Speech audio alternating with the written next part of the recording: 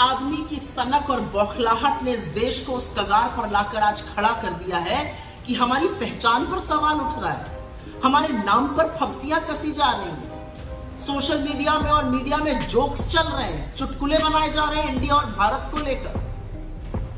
ये आपकी सनक और आपकी नफरत का नतीजा है मोदी जी। मुझे पता है कि आप इंडिया से डरते हैं, मुझे पता है कि आप अपने विपक्ष से नफरत करते हैं, लेकिन हमसे नफरत करते तो आप दुश्मनी देश से निभाने लगे। इस देश को हम लोग अपनी मां कहते हैं और मां के नाम के साथ खिलवाड़ कौन करता है?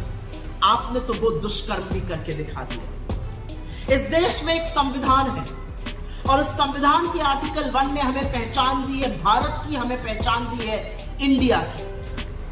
और आपके ये जो कुत्सित प्रयास है हमारी पहचान के साथ खिलवाड़ करने का, वो असल में संविधान को बदलने के आपके दुष्कर्म का नतीजा है। आप चाहते हैं कि आप बाबा साहेब का बनाया हुआ ये संविधान बदल दीजिए, लेकिन ऐसा हो नहीं पाएगा, क्योंकि आप भी जानते हैं और मैं भी जानती हूं कि राज्यसभा में आपके पास 2/3 बहुमत नहीं है, तो आप संविधान बदल नहीं पाएंगे। तो ये शगुफा क्यों छोड़ा गया? ये शगुफा इसलिए छोड़ा गया जिससे आपके भक्त और आपका चरण चुंबक मीडिया इसी पर डिबेट करता रहे।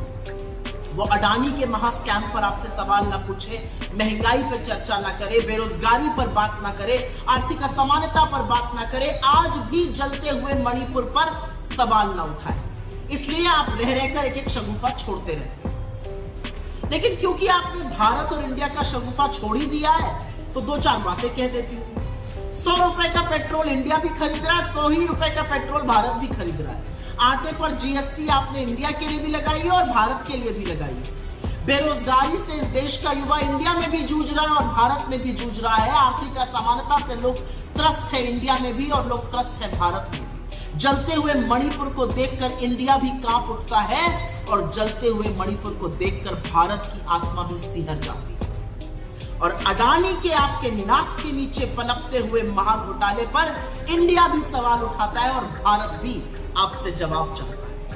तो सबसे पहले तो विभाजन की, नफरत की इस राजनीति से निकलिए, अपनी सनक, अपनी बौखलाहट छोड़िए और कृपया करके ये हाथ जोड़कर करबद्ध निवेदन है आपसे, इस देश को अपनी बनाई हुई महंगाई से, अपनी बनाई हुई बेरोजगारी से, अपनी लगाई हुई नफरत की आग से, अपनी बनाई हुई आर्थिक असमानता से, अपने बनाए हुए अडानी के महाघोटाले से बख्श दीजिए इंडिया और भारत दोनों को। और आप किससे मुकाबला करने चले हैं? आप इंडिया बनाम भारत करिएगा। अरे हम वो लोग हैं जहां पर हमारे नेता ने 4000 किलोमीटर इस देश के पैदल नाप दिए कन्याकुमारी से कश्मीर, जिससे कि भारत जुड़ा रहे। भारत जोड़ो यात्रा आपको जवाब है आपकी नफरत और आपकी कुत्सित राजनीति का। और जब हम कहते हैं जुड़ेगा भारत और जीतेगा इंडिया, तो आपकी बौखलाहट, आपकी घबराहट स्वाभाविक है। भारत माता भी हमारी है, इंडिया भी हमारा है, क्योंकि आप लोगों ने और आपके पूर्वजों ने तो ना इंडियन इंडिपेंडेंस की वॉर लड़ी और ना भारत की स्वाधीनता संग्राम में देने का योगदान किया। आप तब भी अंग्रेजों के साथ खड़े थे और तब भी कंस्पिरेसी करते थे। आज भी इस देश के 140 करोड़ लोगों के खिलाफ आपके ये जो प्रयास हैं वो कंस्पिरेसी है, वो साजिश है, वो षड्यंत्र है लोगों के खिलाफ, लोगों को उनके मुद्दों से विमुख रखने का।